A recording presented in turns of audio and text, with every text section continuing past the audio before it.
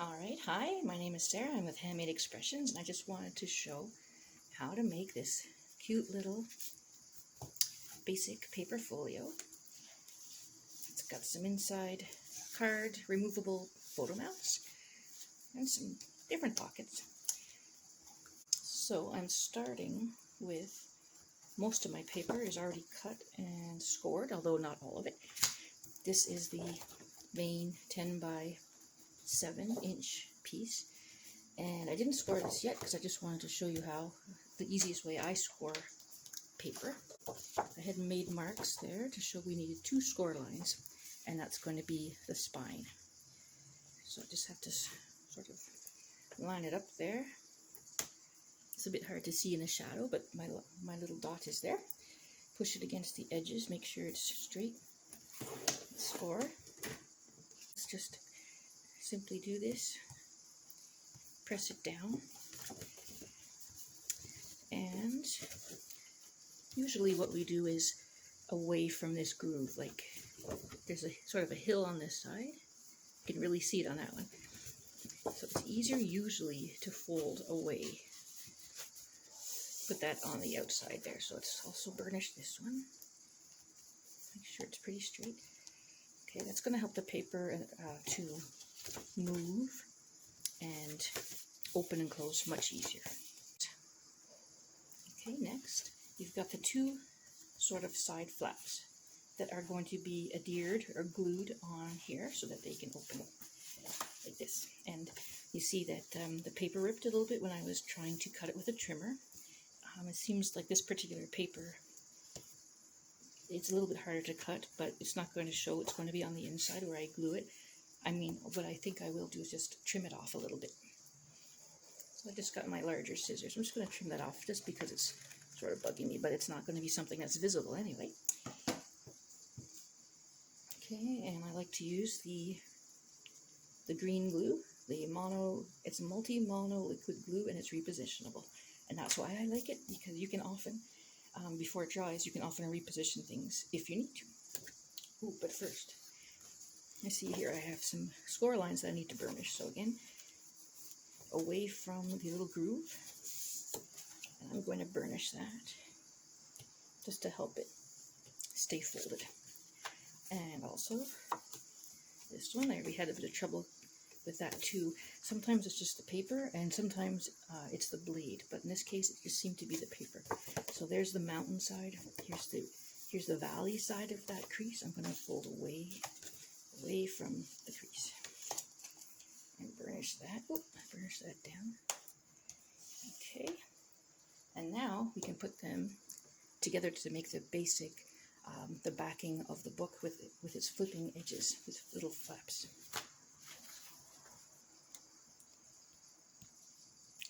Okay, so because the crease line is going to be covered up by the pattern paper, you can glue it in the front or to the back. I think I'll do it to the back.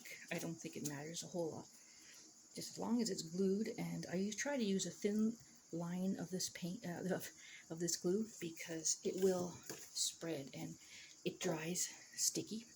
So you can remove it with a glue eraser, but it's easier just to not get it there in the first place. I'm just making sure that it does, oops, whoa, it came right off here. Let's try that again. It does fold. So let's go. You can see it was repositionable. I had it there, and I was able to pull it off right away. Make sure that this is sort of, okay, and I want to burnish that too, just to help it. Press it down a little bit. That glue will stick pretty well. It just takes a minute or two. So there we go. And we'll just do the other side. So put some more on this. Oops, put some more on this side. It's quite good glue. They say little goes a long way. Okay, so I just let that sit for a second. I'm going to try and stick it on here fairly straight. Make sure it does fold, and try and make it as close to the seam as possible, but as long as it still easily will open and close. So that's going to be this. And eventually this thick spine will squish down, but I'll leave it like that for now. Okay, next thing we're going to do is put the pattern paper on. So whichever paper you like. This is more, I actually had to patch this together. I was running out of paper, and that's one of the options, is you can carefully patch it together so it's almost invisible. Or sometimes you have to use different paper that will coordinate. Okay, so let's close this up a bit. Okay, that's pretty good. So for the front and the back, I'm going to use this pretty paper, and it does have a pattern going upwards. If you get a pattern that it goes in all directions, it doesn't matter, but I like to try, you know, I don't want it upside down. I'd like it to be going upwards like this. And I'm going to put my non-patched page sheet on the front. So just make sure, yeah, I think this will be the front here. So again, with the glue, I could be using double-sided tape, but it's harder to, definitely harder to reposition. You cannot reposition it. And I also heard that it tends to dry out over time, so it's just something to keep in mind, that liquid glue might be the best thing. So just kind of carefully placing it on here, trying to leave about a 1/8 of an inch or so border, although it may not end up that way. I try to measure correctly. Sometimes it just doesn't work, but hopefully it'll look okay. This is a little strange here. Perhaps I could have put it on the inside, but I'm going to trim that down to make it more level later on. Compared to the old one, I either made the yellow background a little bit taller, which I could trim off, or perhaps I made the pattern paper a little bit too short. But either way, those are things we can easily fix later on. Okay, so now for the second piece. I usually try to put the glue on the smaller piece that you are sticking on to something else, because if you just put glue here all over, it's going to usually spread all over the place and be visible, and that's just not nice. Let's get this one stuck on. Okay. Yeah, I think I made this fairly tall. This book is a little taller. Oh, here we go. I'm gonna make sure I'm on the right page here. Try and get it as straight as possible.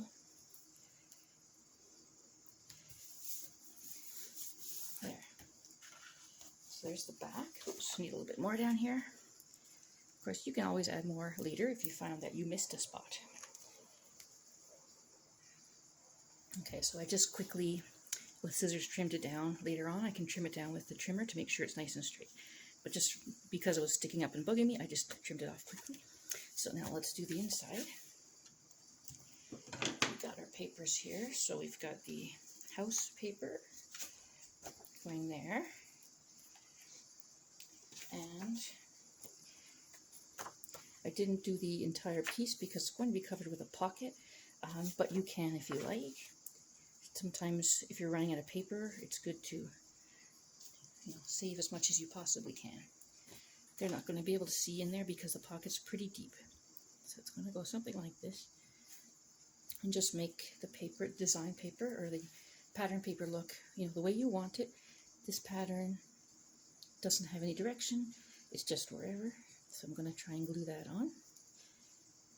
And then we'll do the sides and then the other sides too.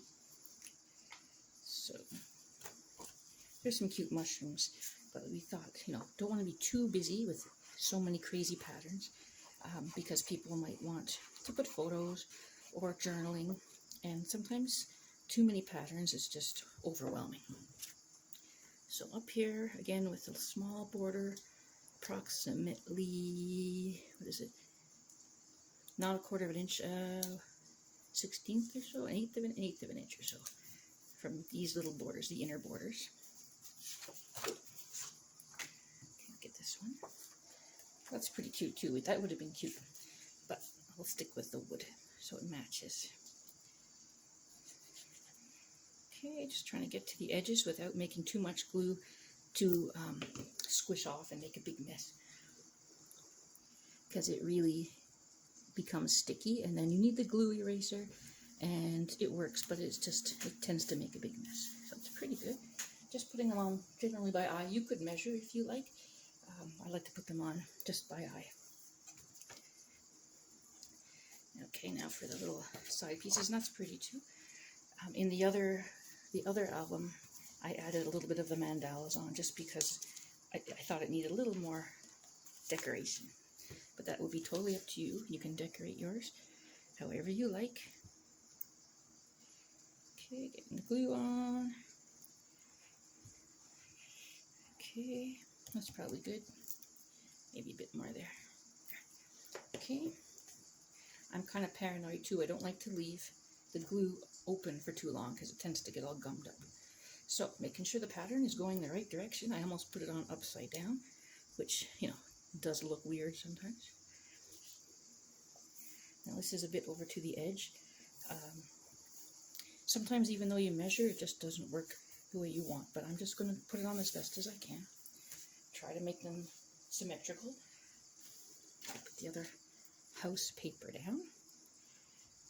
Okay, this is from one of Stampin' Up's Celebration papers, which is only available till the end of August of 2022, but you can use any paper that you like. Alright, here we go. Put the other one on.